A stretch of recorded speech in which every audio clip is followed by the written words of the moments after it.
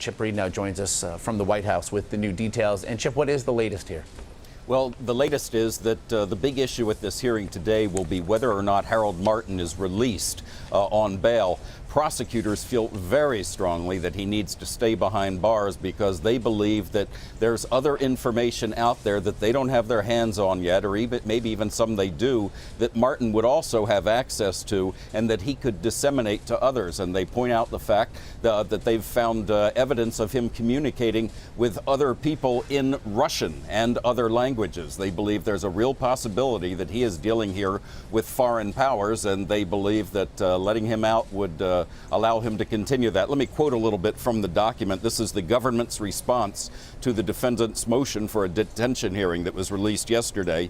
He says the prosecutors say this was a course of felonious conduct that is breathtaking in its longevity and scale. They say that if he is no longer detained, he may have access to a substantial amount of highly classified information, which he has flagrantly mishandled and could easily disseminate to others. On page 4 of this document, for example, they say they found a document in his possession that was marked top secret, sensitive, compartmented information that had specific operational plans of the United States against a known enemy of the U.S. and its allies. So he's basically giving away U.S. defense plans, or at least potentially giving them away. He certainly has them in his possession. They said this document in particular was marked that it was to be possessed by people only on an absolute need-to-know basis.